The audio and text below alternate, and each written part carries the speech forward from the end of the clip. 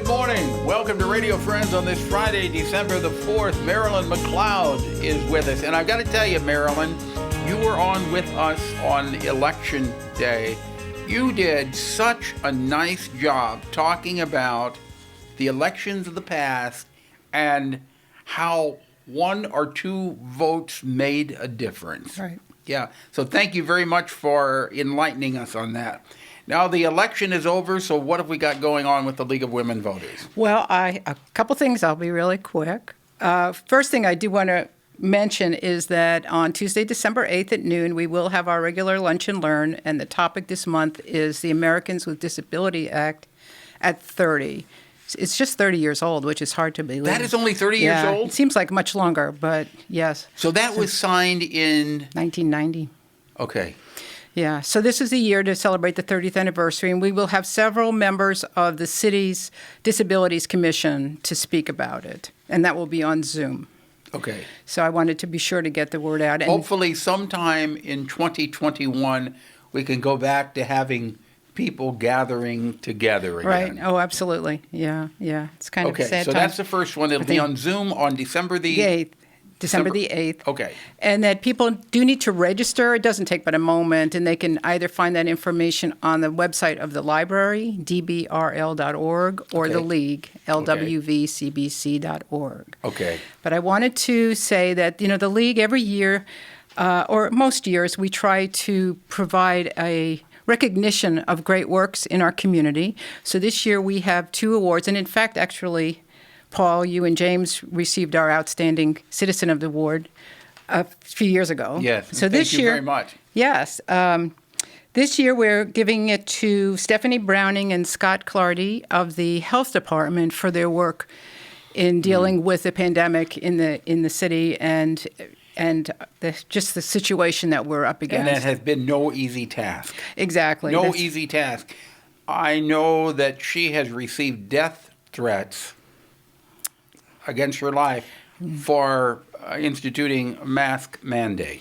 Right. When you stop to think about it, well, I can't make sense out of it, because wearing a mask is something that we're doing for ourselves and we're doing for people around us. And we want to bring this pandemic to a close. Right. And it's good news that we do have a vaccine, hopefully on the horizon. But come on, put a mask on. Put a mask on for the person next to you, for your family, for your loved ones. We want to be around next year. Right. Got my mask right here. I know.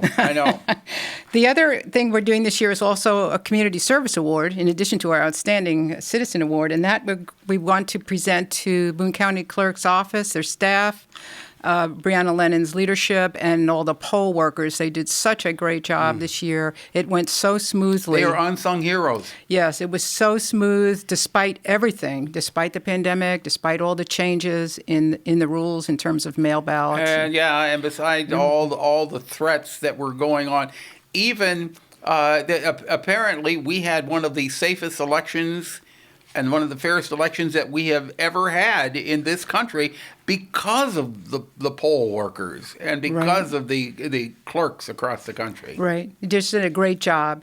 And I went around to various polling places just to kind of see what was happening, and it was just wonderful to see people lined up. A few places they did have to wait, but everyone it was just very moving, actually, to see it work. We're out of time, MARILYN. Anything else you want to mention? That's it. Thank you so much. If people want more information, the League of Women Voters, lwvcbc.org.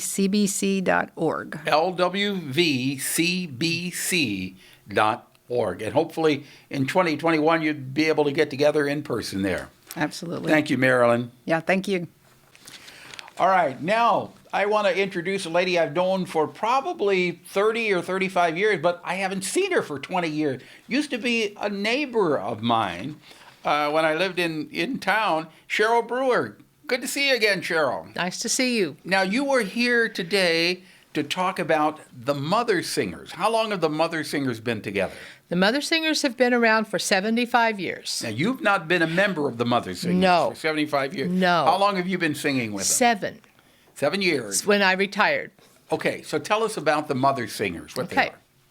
The Mothersingers is a group that was formed of the 45-46 school year, and as a part of PTA, trying to get mothers and parents more involved in the school.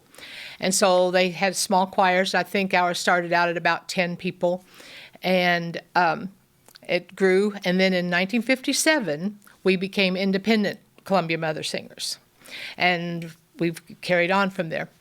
Okay. So. And you're a group of ladies that get together and like to sing. Now you haven't been getting together right now. That's why this is our big Diamond Jubilee, and we are doing it this way and virtually for the year because we can't sing for people. Yeah. But in the wintertime, the fall and the winter, we sing at care facilities and nursing homes. And in the spring, we sing at all the elementary schools, Right. except And this year. Yeah, and when we were doing the Pepper and Friends television show, the Mothersingers were on many times. That's what singing. I heard. That's what I heard. Many times singing.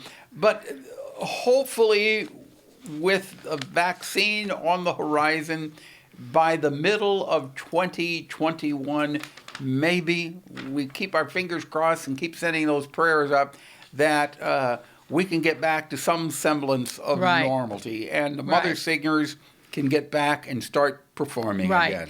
That's our purpose. Children, the back of my shirt says sharing 75 years of song for children and community. So you're not Zooming and singing? No, we're not. We've had a couple of social gatherings, very distant, and just to see each other because we're a pretty close group of people. I mean, we really care about each other. We care about when someone loses a spouse or someone has cancer, or we're a support group as well. Yeah, how many? 45. 45. We keep it at about 45. Yeah. And sometimes we have a waiting list, and sometimes we have new members. Okay, so if somebody listening to us today, when this all clears up, if they want to become part of the Mothersingers, do you have to audition for it? Someone has to verify you can sing. Now, I will confess that one person that I got to hear I heard them on the phone, and they could absolutely sing, but they have to be a mother, and that's the only two qualifications. And you got to be able to sing. Yeah, be able to sing. Okay. Not necessarily read music, but that's great too. What's your website address? We don't have a website. Okay. Sharon Huntsey is our president. Okay. And she asked I could put her. I asked if she could put her email. HUNTZES at gmail.com. HUNTZES at gmail.com. You can email Sharon if you want more information about the Mothersingers. Bye-bye. Right.